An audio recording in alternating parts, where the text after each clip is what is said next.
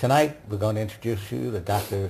Bill Gael, who's got a revolutionary machine which practically anybody will be interested in using.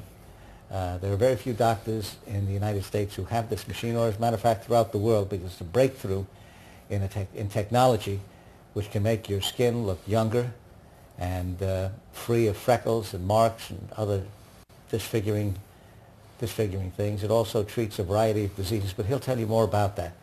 I'm sure that you won't have heard about or seen this because it's something very, very new and revolutionary and spectacular, actually.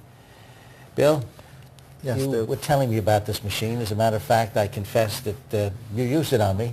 Yes. And before you used it, I looked about 20 years older. Well, Stu, I guess I'll talk about it, and thanks for having me here. I'd like to first say I started a practice probably less than a year ago in Rockland County, New York. I named it Rockland Rejuvenation, and basically the practice specializes in making people look younger, thereby making them look happier. They feel better about themselves, and I try to gear the practice to cutting-edge new technologies, most that are FDA approved, some that I'm not practicing yet that soon will be FDA approved, and we'll start doing them regularly. And I know, not from personal experience, but from talking to you, that it's not only a cosmetic Right. thing. I mean, some of these items are more than just making you look younger. I mean, it Right.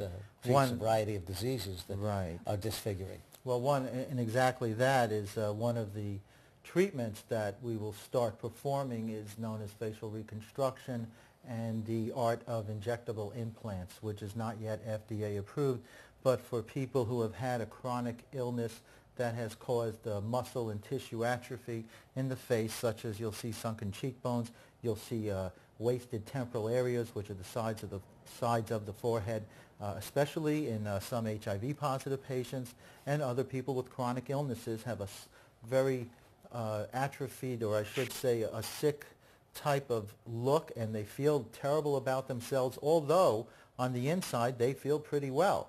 So when I see these patients, what I'll do is use these injectable implants, which are very safe, to build up their cheekbones, to build up the sides of the forehead in this area, and give them that look that they had before they ever got sick. And these patients are probably the most happy patients or gratified patients, and now they look in the mirror and they feel pretty good about themselves. I was thinking actually of some other things that this particular machine that we'll talk about more Right. which is not really anti-aging. It's not Right. just to keep your skin young. It also removes certain Right. medical conditions. Exactly. There is one piece of equipment that I started using probably about 8 months ago. It was FDA approved less than a year, and what this machine is the first of its kind to ever combine an intense pulsed light, which creates an immense amount of heat. That intense pulsed light is also known as photothermolysis. Now that's a fancy word for a lot of heat. That pulse, when I use it, is combined not only with pure heat, like I said, from the pulse light, it's a pulse combined with radio frequency. Radio frequency now is known as the non-surgical facelift. It's been in Vogue magazine, Us magazine, Elle, USA Today, and it is known as, again, as the non-surgical facelift. It's a type of very strong electricity. This electricity is combined with the pulsed light, and these two forms of energies together in one pulse create a heat that's never been rivaled before. That's never been done before, this Never, machine. never. And about how many machines are there by this company in the United States? Well, as more doctors find out about it, there seem to be more all the time. I'd say right now there's about 40, maybe 40 machines throughout the United States. In the tri-state area, there's probably only 3 or 4. You told me that it would probably, in your opinion, obsolete the Yes. laser treatments and the chemical peels. I think eventually it will make laser obsolete because it is far superior to laser in that the results are better in a quicker amount of time and much less pain. If anyone's ever had a laser treatment, they can attest to an awful lot of pain. This procedure is virtually painless. It will remove any type of skin imperfection, especially from your face or your arms or legs, as in brown spots on your face, age spots on your hands. It will also remove the red blotchiness that rosacea causes. It will get rid of acne. It will help get rid of scars. It will lessen wrinkles in your face by 65% and at the same time tighten your cheek areas, raise your eyebrows and tighten your areas above your eyebrows. It will also tighten the areas under your eyes, and the results are just fabulous. I heard this from a dermatologist who's ordering the machine now. She herself said it was a spectacular machine. Well, I'm sorry to hear that. Competition. Yes, it is. Well, it convinced me that all of the good things you were telling me about this Right. machine were true, because Right. a very prominent dermatologist Right. who talked about how it was particularly effective on the neck area. Fantastic in for tightening the the neck. skin. In fact, I think that we see the best results on necks as skin tightening is. In fact, I do have some pictures to even illustrate that point. But I wanted to say that this revolutionary technology, which is developed, by the way, in Israel, and there is a training center in Toronto and in Germany. And I went to Toronto to train before it was FDA approved, and as soon as it was FDA approved, I brought the equipment into the United States and started treating patients, and the results are fantastic. And You have some that's pictures, what so why don't you... Yes. I'm going to show some pictures, and I hope they come out well. The first picture I'm going to show is a woman who's about 45 years old who came to my office complaining of very large amounts of superficial blood vessels on the side of her leg. This is a picture, if you can see that, and we're looking here at her knee, and down here is her ankle. And this is the side of her leg, and we're seeing a matted amount of blood vessels. And she had one treatment. It was painless. And this is 2 months after that one treatment. And after that, she did not want another treatment at all. And I think that if I can show right here, that there's a large purplish or violet area right here, which coincides with this area. That is completely gone. The results are dramatic. She's very happy. In fact, she was so happy, she was signed up to have even 4 more treatments, but declined. And now she wears short dresses all the time when she never did before. Here's a picture in a similar manner of blood vessels, which is rosacea. This is the red blotchiness I've talked about rosacea. This is a 74-year-old male, came to my office. He comes all the way in from Los Angeles, California, and you can see all the blood vessels in the cheek area, the chin area. This is 2 treatments later. And you can see this is a large difference. I'll hold them both up at the same time. Right now there is no more redness in his face, but that's a huge difference after 2 treatments. We do recommend 5. I'm going to show another picture of a woman. She comes into the city from Long Island, and she has rosacea. And 2 treatments later, she said, Dr. Gael, I don't think I see a difference in my skin at all. I really don't know if I should continue doing this. I said, gee, let me take a picture because I think your skin looks great. And I'm going to show the picture right now. This is right after 2 treatments. I think you'll see a large difference there. You can compare from one to the other. Much of the erythema or redness from the dilated blood vessels under the skin are gone. And now I'd say she has absolutely no redness in her face. She took some more treatments? She went on. She had the 5 treatments, but that was after 2. This is a woman I'm going to show now who came to me. Unfortunately, the picture's a little cut off because she said she didn't like her neck. She thought her neck was a little too big. She also secondarily wanted to reduce the brown pigment under her eyes. As well, she had spots on her chest. She never wore a dress or a V-neck sweater, that type of thing. She always hid her chest. She walked into my office 2 treatments later with, I'd say, a miraculous change. You can see the musculature at the sides of the neck. You can see how much it reduced. You can see her chest looks great as far as no more brown spots on the chest, and the areas under the eyes, the brown pigment has far decreased in amount, and she was extremely happy, and she continued on for 5 treatments. I'm going to show a picture, a side view of, well, let me just show the front. This is a picture of a woman with brown pigment on the sides of her face. I'm going to show the side view now, which shows a little bit of scarring from old acne, again with some brown pigment.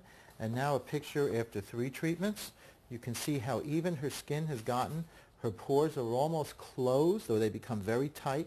The scarring is filled in because, again, the intense heat, which is caused by the combination of the pulsed light in combination with radio frequency, which is that electricity, work together to actually stimulate your own body to grow collagen. The collagen will grow from the inside of your skin to the outside, thereby filling in wrinkles, by filling in pockmarks left from acne scarring, and also to make your skin tighter, shinier, and look probably about 15 years younger. And I'm going to now go on to something we haven't talked about, which is hair removal. This piece of equipment that I have with the new technology is able to remove hair, but not only dark hair. If anyone knows about laser hair removal, which is the standard at this moment, laser can only see dark color. It only sees someone that has dark colored hair. It's terrific if you have dark colored hair and if you can stand the pain, because it does hurt. But laser is a beam of light sent into your skin that looks for a dark color, and when it picks up that dark color, it hits it like a guided missile and it heats up and obliterates that dark color. However, if you have white hair, gray hair, red hair, blonde hair, laser doesn't see it. The technology that I have, it does not matter what color your hair is. It can be any color, and it does just as good a job on dark colored hair, and it doesn't hurt. And this is an example of a fellow who you can see has a decent amount of hair. Sorry. And he, after 3 treatments, looks like this now. Almost no hair. I'm sure there were many who would prefer him with hair. Well, maybe there are. But he didn't, I guess. He did not, neither did his girlfriend. I have a fella here who I blew up or zoomed in on his right shoulder. And I'm going to show a picture after 2 treatments. I'm going to explain that hair grows in 3 separate cycles. Hair can only be removed with laser or my technology while hair is actively growing. So when you remove 1 cycle of hair growth, 8 weeks later another cycle starts to grow. That could not be taken care of at the first treatment.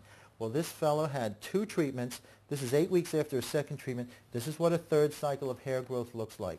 I just wanted to explain that because How do you know you have to get it during the cycle, right? Right, but if you know that hair grows in cycles every 6 to 8 weeks apart, after 1 treatment, you schedule the next treatment 6 to 8 weeks later. After that treatment... So doesn't the first treatment have to be at that stage when it's growing? No. The first treatment can start any time, and once that's done, you'll pick up the next cycle 6 to 8 weeks later. You'll pick up the next cycle 6 to 8 weeks later after that. It is always possible that there's been hair in an inactive stage that hasn't been taken care of in 3 treatments. That's why we recommend 4, sometimes even 5 treatments. And this is a fellow, again, who has a lot of hair on the front of his leg. He's had 2 treatments, and the 3rd cycle of hair growth looks like this when he comes in 8 weeks later after the 2nd treatment. Once we take care of all this hair, the 3rd time, it does not come back. It's permanent. I know that you just attended a conference dealing with this kind of technology, and not just the technology, but with, many types of treatments are just exploding all over the world in aesthetics. And I just attended a conference called the 14th International Congress of Aesthetic Medicine. My practice will be initiating new treatments that are revolutionary. We will start doing mesotherapy, which is the injection of certain materials to dissolve fat, especially under the eyes. Sometimes people have a little fat under here. You will not need surgery for this anymore. Will it substitute for liposuction? In those areas, yes, it will. I'm not talking abdominoplasty, which is a whole, let's say, abdominal area or the sides, hip, buttocks areas. I'm talking more pockets of fat will be taken care of easily with an injection. You won't have to have surgery for that any longer. In the facial area, I assume. In the facial area as well, right under the eyes especially, and especially in this area. I'm going to start, I train... Not they can only do it around the middle. Well, they can actually. Liposuction is really a very painful, unpredictable procedure. Right. Long recovery time. Right. And lots of other disadvantages. Right, sure. But at the moment, the only mesotherapy, again, that I would be instituting would be small pockets of fat. And especially, like I say, under the eyes and the jowls areas and the neck area. It just works fantastically well for that. It's not widely available in this country yet, but we'll be doing that. There was some kind of sticks you mentioned that accelerated Right. There is a new solution made by a company called Dusa Pharmaceuticals. It was FDA approved in August of this year. It's called Carastick, and the solution inside is called Levulon.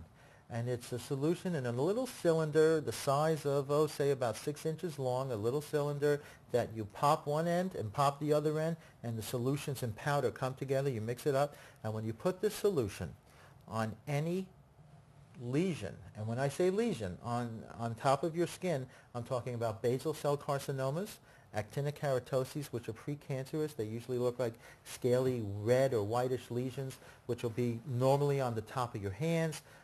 For a lot of men, if they're bald and sun exposure, it'll be on the scalp, sometimes the forehead.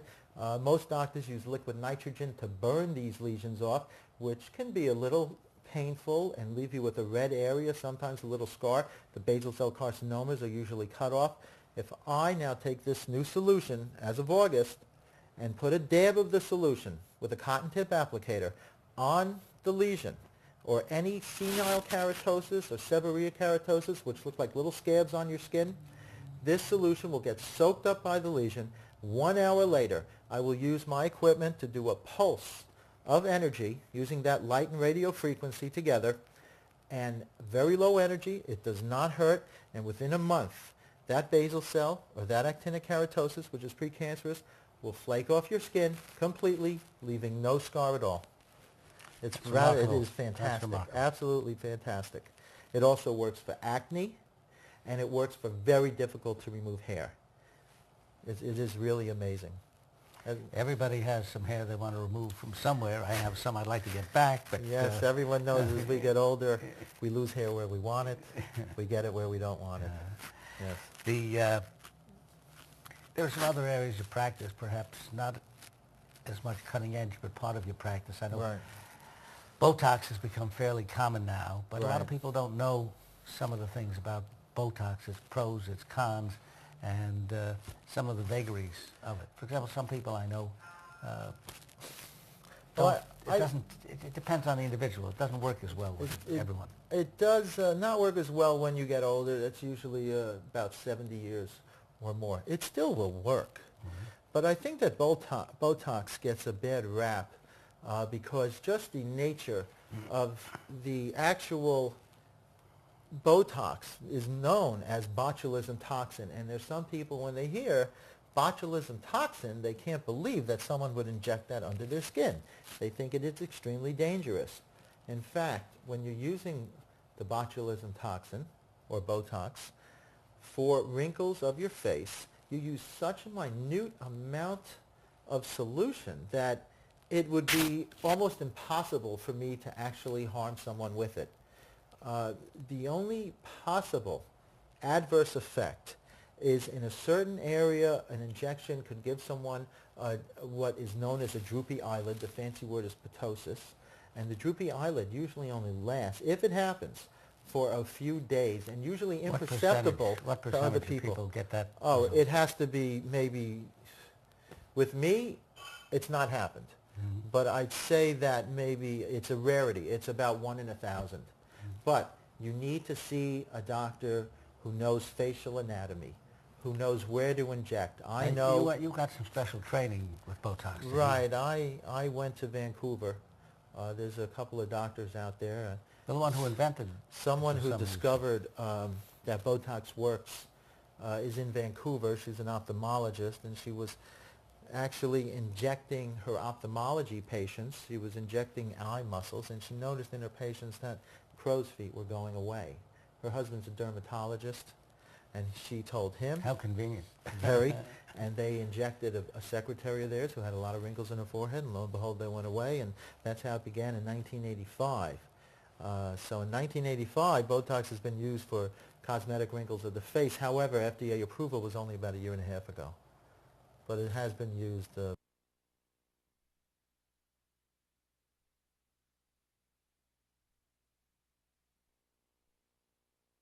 react a little better each time you use the Botox, and it lasts a little longer. It's fantastic for getting rid of wrinkles in your forehead, for getting rid of the frown line wrinkles, and for getting rid of crow's feet. And these are known as dynamic wrinkles. These are wrinkles that occur because of muscle movement under the skin. And as your muscle contracts under the skin, you see wrinkles on top of the skin. In contrast, wrinkles here, which we call nasolabial folds. Some people get wrinkles here that actually I call them mannequin lines because of a puppet. It looks like mannequin lines. These are not dynamic wrinkles.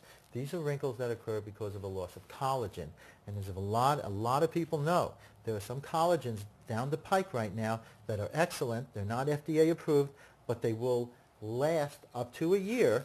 And some collagens, soon to be FDA approved, will last up to 3 to 5 years. And the way to get rid of these, besides using the equipment I have to get rid of wrinkles that I talked about, is collagen injections in these areas and in these areas, and soon will last 3 to 5 years each injection. It's rather fantastic. Yeah. So would it be fair to say that the heart of what you do is based upon this revolutionary machine? Yes. The machine you characterize revolutionary, combining light and heat and It would be fair to say that and Botox and my practice is relegated to making people look great, feel great. I'll take about a half hour of their time when they come to my office, and whatever I do, I will not hurt them. and I pride myself on new, cutting-edge, hopefully revolutionary treatments, and I try to usually leave the country and learn these treatments that I have with many things I do before they get FDA approved in this country. By the time most of the doctors get around to do what I'm doing, I've been doing it for a few years already. And in fact, another treatment I'll be doing is a special type of sclerotherapy, which is injecting leg veins that I went to Paris and trained with some Parisian surgeons who are just excellent with getting rid of leg veins, especially the veins that after some people inject in this country, they come right back. After I do it, they won't come back. Well, you seem to be at the head of the pack right now, and you Well, thank you. have to keep it up, I guess, Thanks. because you're not the only one who can get this equipment. No, You no. just got to get there first. And hopefully I will stay first. I'm trying very hard to stay first. What, at that conference, were there any other things on the horizon that Well, came up? yes, we'll soon be using certain creams with chemicals, which is not all that new, but we're using certain instruments to drive these chemicals, or I should say creams, including vitamin A's and vitamin E's, which are exfoliative and hydrating, deeper into the skin. We're using electric current now to stimulate muscles of the face, which is called a myofacial. Myo meaning muscle. We're stimulating in certain areas, here in the cheek areas, here in the forehead areas, that also bring your eyebrows up, tighten your forehead, bring your cheekbones up, again giving you that facelift effect, but without the pain. Is and that certainly in without operation the now? Is that in expense. use now? That is starting to be in use. Has it been approved by the FDA, or does Yes, it that's require? approved. That's approved. But the equipment that I have is far better than in any other office you'll have seen yet. A lot of people, they've heard of this in salons, but it's not nearly, the salons don't have nearly the power of what my equipment is, and do not get the same results as I get in my office. So again, if you come to my practice, we'll make you look younger. You'll feel great. It won't hurt during the treatments. It will only take about a half hour of your time. Well, thank you very much for Well, thank you. sharing this new technology with us, and let's hope we all, 10 years from now, look younger than we do today. And I'm sure you will. And thank you very much for having me here. It was a pleasure, Stuart. Thank you, Dr. Gael. Thank you very much. Well, you heard it here, and hopefully you heard it first. This procedure and equipment that's being used by Dr. Gael is revolutionary. But he's not the only one who has the equipment. There are a few other doctors, and soon it'll be prevalent. But if you want to get it now, then see Dr. Gael, or find a dermatologist who has this equipment. It's the Aurora equipment, isn't it? It's a company called Syneron. The piece of equipment that I'm presently using is called the Aurora. They have a terrific website, www.cineron.com, or What's that again? So that www.cineron.com, or you can go to my website, of course, and learn all about the what's your equipment. website? www.rockland, Rockland, rejuvenation.com. You don't limit your practice to Rockland, though, do you? No, we're located in Rockland. We're located in Pomona, which is 972 Route 45, Pomona, New York.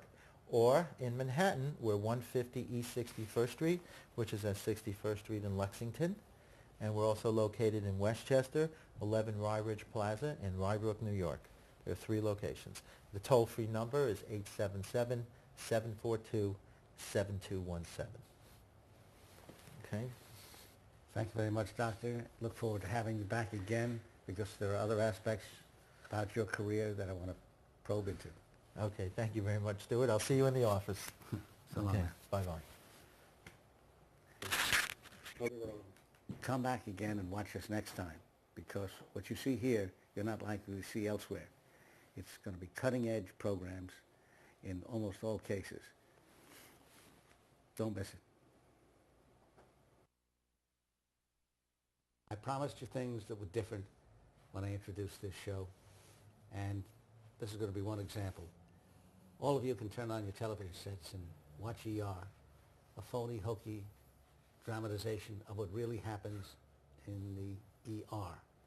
I have with me tonight Dr. Bill Gael, who actually worked there for many years, and he's going to regale you with some stories about what different things happened in the emergency room that you won't see on television, and if you did, it wouldn't be the real thing.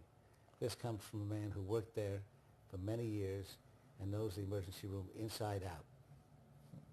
Apropos of reality TV, here it is.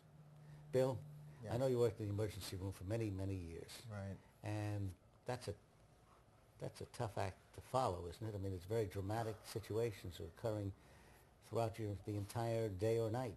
Well, exactly what it is many doctors get burnt out by the constant stress of just the hectic pace, the type of patients one sees in the emergency room are not always the nicest patients.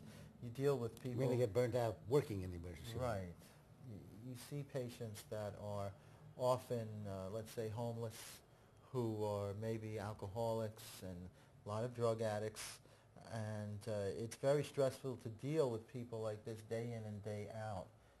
You try very hard to cope with it, but after a while, when you mix those type of patients who are always angry, and then patients who are very sick, and children who unfortunately have terrible accidents. In fact, before I tell some stories of maybe some amusing little anecdotes, probably the worst thing in the world is to tell one's family that their child didn't make it. And that's probably what drove me out of emergency medicine, was I just couldn't do that anymore. How many years were you in it? I did it for 10 years. 10 years. I left probably 5 or 6 years ago. I have not worked in the emergency room. In fact, the last time I worked as an emergency doctor was on September 11th at the Chelsea Piers. I volunteered that night. I started in the emergency room, I'd say, at about 1988, and I was a resident. And that meant I was in training, although I graduated from medical school. And one of the first stories I'm going to tell that sticks out in my head was what opened my eyes to a new sickness, I thought, in the world. And I saw a fellow about 22 years old who came into the emergency room complaining of abdominal pain. And again, this is reality TV, so I'm not going to hold much back. But he just complained of abdominal pain for about 2 or 3 hours. I really couldn't find much on him, so I sent him for some x-rays. And during the x-rays, when they were developed, I took a look at them and I saw what looked like a little skeleton in his abdomen. So I wheeled him over to my view box and put up the x-ray right in the view box, and I said, now I know what I'm seeing here. I just don't understand why I'm seeing it. And he explained to me what that poor little rodent was doing in his abdomen and how it got there. And I don't have to tell you how it got there, but they shoved it up there, and he and his friend. And if you can't reach it, well, you come to the emergency room and try to find someone who can reach it with the help of some equipment to widen certain areas out. And if you can't then reach it and pull it out, you go to the operating room and have it taken out, which is what happened to this guy. Mm-hmm. Now, when I That's thought... pretty amazing. I mean, you're sure you weren't dreaming that? I wish I was. But how do you think that the rodent felt? Did the rodent come out alive? The rodent was suffocated, and that's when the guy explained to me that when you put an animal like that in that area, and you pull a little tube out and things close, that animal has no oxygen and it suffocates. And before dying, it's squirming so rapidly that that's the best feeling right there, where that little hairball is squirming around. I mean, this is not a once-in-a-lifetime thing. There are other people who do this? All the time, from what I understand. Okay, let's move on. Let's move on. Yes. I'm trying to remember... I won't touch that one anymore. Certain things that when I thought I'd seen it all, like you just couldn't see anything more ridiculous or more unbelievable than that, usually something else comes along. But I'm going to just go back to some things not quite as dramatic as that. I remember a woman, for example, coming into the emergency room demanding rabies shots. And why? She saw a cat go under her car. I asked her, did she come in contact with the cat? No. You didn't touch the cat. You didn't come near the cat. No and no. But she demanded rabies shots. She wouldn't leave the emergency room till she got some rabies shots. What she really needed was psychiatric help. I had another woman come in. She was eating some soup from a Chinese restaurant. She found a bug in the bottom of the container. She brought the bug in to be tested for AIDS. That same night, I think I saw a man, about a 30-year-old male. The bars were closed at about 4 in the morning, and comes into the emergency room, wired out of his mind, and pulls out a bag of white powder out of his pocket and says, someone put this stuff in my drink. I want to know what this stuff is. So I said, well, you'll have to give it to me, and I'll send it to the lab. He screamed, no, I'm not giving it to you, and ran out. I had maybe that If they put it in his drink, maybe that, how did he bring it in? I didn't get a chance to ask him. As soon as I told him I had to send it to the lab to analyze it, he ran out of the emergency room. I think it was a few nights later, a fellow walked in, actually came in by ambulance. He'd been slashed in the face by his girlfriend. And I asked him, I said, what happened? He says, we were having an argument, and she grabbed a knife, and she stabbed me, and she slashed me right here in my face. I said, wow, that must be some argument. He says, yeah, last time she stabbed me, I think she was angrier. I said, wait a second. This woman stabbed you, and then you continue to have a relationship with her. Yeah, he goes, but he says to me, I think this is it. I think it's over now. And at about that time, this woman busts through the emergency room with a knife, looking in all the curtains to finish him off. We had to have And what did you security do at that surround- time? Oh, I hid. I ran. Oh, it was funny. The police came. They took her away. She actually followed him to the emergency room, ran in there with the knife to try and finish him. It was unbelievable. What else? I could, oh boy. Here's a brilliant man came into the emergency room thinking that using a vacuum cleaner or a vacuum hose on his genitals would feel good. The thing that he forgot was he needed the suction vacuums, not the kind with the brush that turn around very quickly, and he stuck his genitals in the vacuum with the brush that turns around. That was a nasty sight. Oh. That was nasty.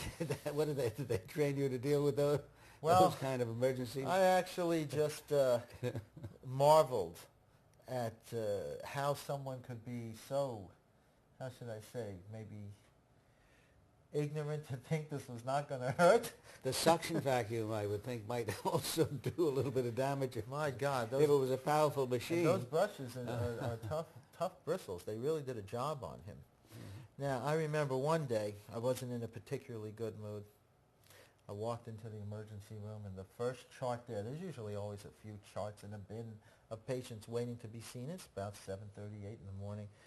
And right away, first chart, 55-year-old woman with a dildo up my ass. And I'm thinking, oh my God, I can't believe this. The nurses saved this for me, waiting for me to walk in through the door. I just kept walking. I said, I got to have 2 cups of coffee for this one. Let me wake up.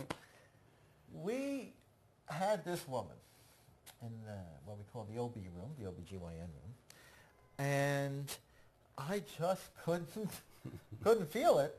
I mean, I'm sticking my finger in this woman, and she's saying, no, I don't think you're reaching it.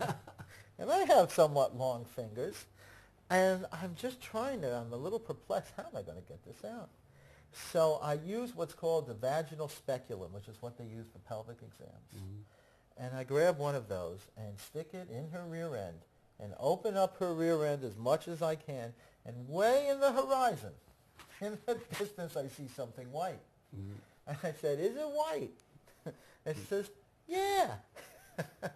I think you see it. So I grab what I call my long corn cob holders. You know, when you take the corn of the cob out of the boiling water? Yeah. Well, I grab those. They're very long forceps. Mm-hmm. I say, hand me the really long corn cob holders. And I go in there. I'm opening up that rear end as much as possible. I see that thing in the distance. I have my assistant shining a light where the sun doesn't shine. And I'm looking in, and I'm looking because this woman brilliantly took X-Lax, too, to try and help this thing come out. And I can see a dam of lavendous, molten, I don't know whether to juicy stop you now. stuff being held back by this apparatus that she stuck up her rear end, and it's turned sideways, and that's why it won't come out. I don't know why it got sideways. And I see it, and I keep peeking like that because I don't want to get hit. And finally, I grab it, and I have the speculum in this hand, and I'm saying, don't push!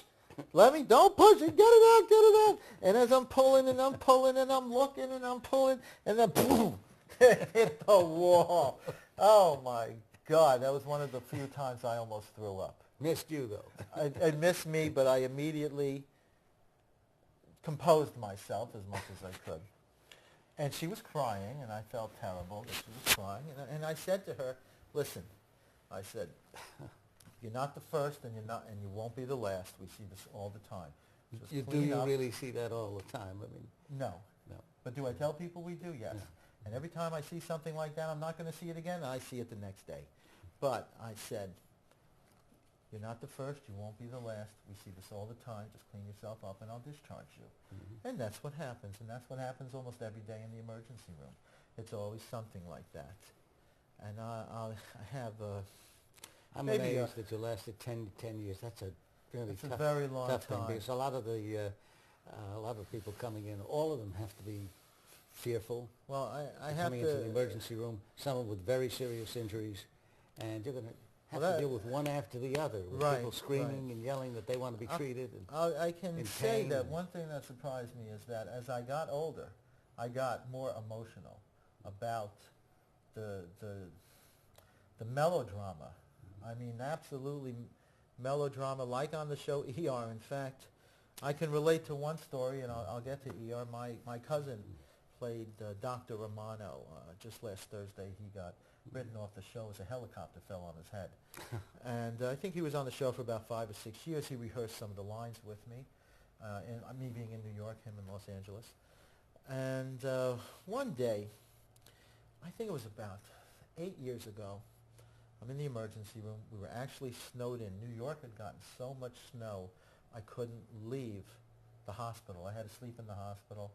And this particular next day, a fellow was plowing with what's called a bobcat, which looks like a miniature tractor or dozer.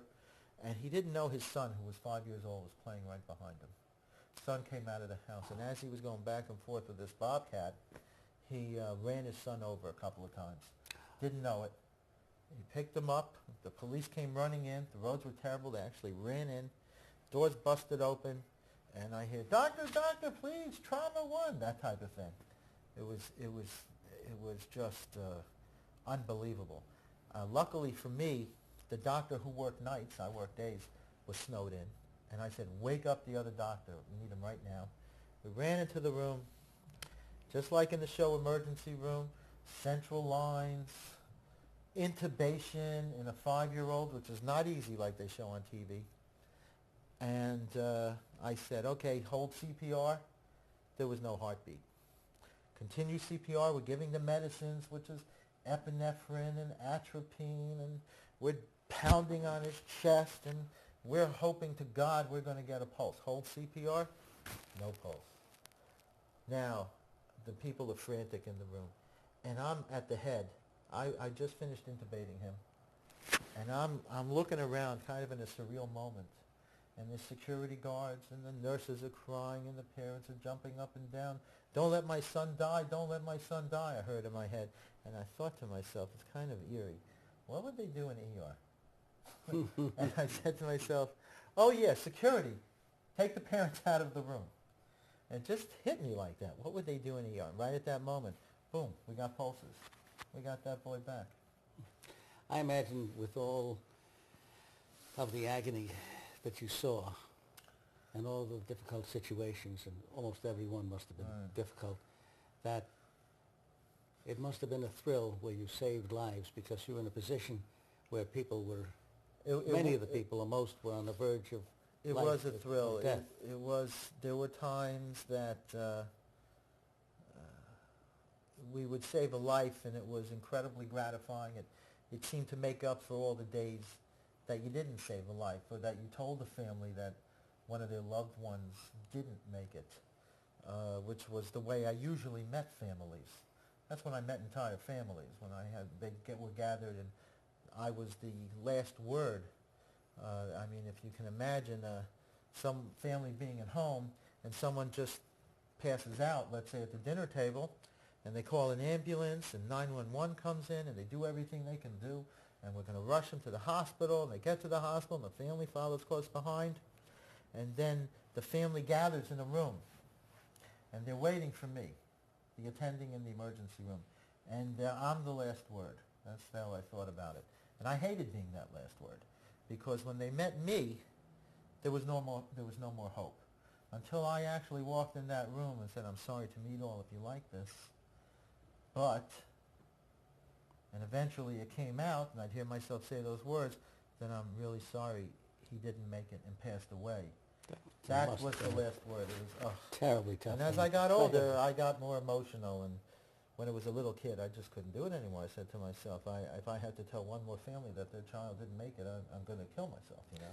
Kind of So I reminds didn't me. do it. I quit. After about 10 years, I just said, I just can't do this. So, Reminds me, and you'll forgive me for this, of a story about an escort, prostitute.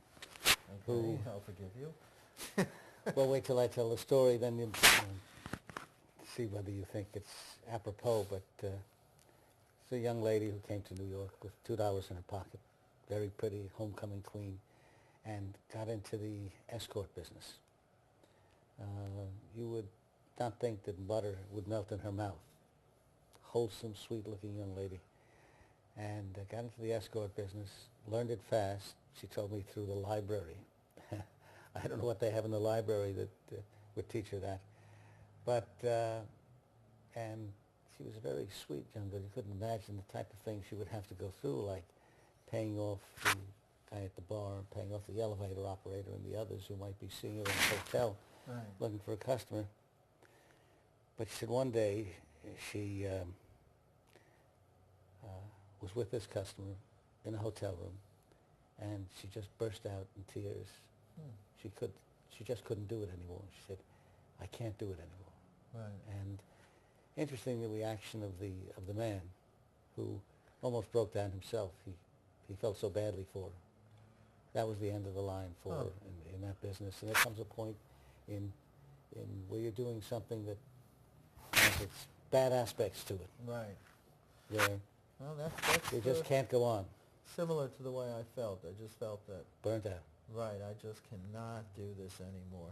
And it was apparent. I mean, when you get burnt out, you're just very unhappy all the time. And so I knew I had to do something else. Well, I hope, Do you for wanna your hear sake, that, the one and I hope last you story? recognize, The one- I will, yes. This is the last story, and then we're going to call it after this. I would say that this is the one that ended them all for me. And this is one where a man, about a 20-year-old man, came into the emergency room and told the nurses he needed to see the doctor. He had a sore throat. Okay. I walk into the room, again early in the morning, on probably a Saturday or Sunday, and he says, well, you know what, doctor, I'm really sorry, but I didn't really tell the truth to the nurses. My problem is really down below. Upon hearing that, being disappointed it wasn't only a sore throat, I said, okay, I'll be right back. I had to go get my cup of coffee to wake up. Then I walk back in the room. He takes his pants down, and what do you think I see? I see a snake, the head of a snake, sticking out of his penis. And I said to him, What have you been were smoking you lately, Doctor? thinking? And he says, well, you know, Doc. I said, no, I don't know. He says, well, I'm walking in the woods. I see this little snake slithering around. So I run, I pick it up, I slam him against a tree, and I stick him right in my penis. And that was about 3 to 4 days ago. Well, the snake was dead, and it was decaying, and he now had an infection in his penis. So I did the logical thing, which was I pulled the snake out. I put him on antibiotics, and I wrote discharge instructions that stated, please take these antibiotics, one pill, 4 times a day for the next 2 weeks, and please refrain from sticking snakes in your penis. And that was the end of my emergency room days. Well, a couple more questions Okay. before you get off the hot seat. How do you think ER does in portraying the actuality of an emergency room? They are very good at portraying what is actually the treatment for the cases they see. However, I don't know of an emergency room with the amount of severity. Every single minute there's some new catastrophic type of emergency. That happens once every few days that you get Usually something it's more like that. mundane. types of Right, situations. right. Most of the patients you see have been are asking you to write a note because they didn't go to work 2 days ago, and they'd like you to backdate that note. It's my wife's birthday. I forgot to go shopping for her, so I need you to write me a note because I didn't go to work because I got to shop for my wife today. Well, that explains how you could last for 10 years rather than 10 days, because Right. at the level of hysteria, Right. which is needed to sustain a television program, I guess. Exactly. People don't want to Exactly. watch 2 days of boredom for the half That's hour for of drama sure. that they see. Right. Well, that's interesting, because I couldn't conceive of how you could go No, on it's- that long at that kind of level, but And they do things That in that explains it. emergency room that no emergency room would do. like what? They're doing surgery sometime in that emergency room that would only be done in an operating room, but they do it for the shock value to get the viewers to watch. It just would not happen. You'd be sued so fast for doing some of the things they do in that show. What other things? Oh, I just watched the other day, I think last Thursday. I saw someone repairing a liver laceration in the emergency room. I've never seen that. The intestines are hanging out of the guy's abdomen. They're retracting up to the liver, suturing a liver. No way. Never an It emergency really bothers room. me, because I like to see, if it's not reality, if it's not the real thing, at least a decent recreation of it. Right. And in law, for example, I've practiced law for many years in litigation, and some of the stuff you see on these law programs is ludicrous. Uh-huh. It's all Perry Mason nonsense, which Right. isn't what happens Right. in the courtroom most of the time. Right. So I was gratified with court TV, at least, that you can see some real trials. Right. Although the ones they pick are the most interesting. Mhm. People don't realize that most lawyers don't get into a courtroom. If they do, 99% of them are doing commercial litigation and sitting around the courts waiting for a judge to hear them. Right. And there's very little drama in it. It's the same type of thing with the emergency room. Right. You have to pick out those highlights and condense them to Of get an course. audience. Well- But that isn't what practicing law is like. It isn't even what litigation is like. It isn't even what criminal law is like, which is mostly making deals with the district attorney and not saving your client with some brilliant piece of cross-examination. Well, I can tell you from last Thursday's show, and I watched, I do like the show, and my cousin got killed on the show, so I thought, let me watch his last episode. But a helicopter fell from the roof of the hospital as it was flying to go, I guess, to another hospital, I think it was, with a very critically ill patient. The helicopter, because of some wind, or let's say turbulence around the area, flew and then was pushed back towards the roof and fell off the sides of the roof. The helicopter explodes right outside the emergency room. Big explosion. Half the emergency room is on fire. And yet they're working on patients, and there's a fire going on, blazing all over the place. I have to tell you, in my 10 years, I don't remember half the emergency room actually being on fire while I was trying to see patients. It just was unbelievable. But yes, you got to have that kind of action and melodrama for TV. But good to know that what you're seeing is not the real thing. Maybe someone will film Well, they do things in have an emergency room. on Discovery Channel, I think it is, and the Health Channel. They have scenes from a real emergency room, and they're interesting. And But they I mean, show like a interesting cases. continuous. It's a real emergency room, real patients brought in with real doctors, and you can see what it's really like. That's interesting. Yeah. I'd rather see that show in a way. It's a good show. Well, I appreciate you coming here and telling us these stories. They're really interesting, and I think maybe we'll look at it, the programs we see that are dramatizations in a different light. Right.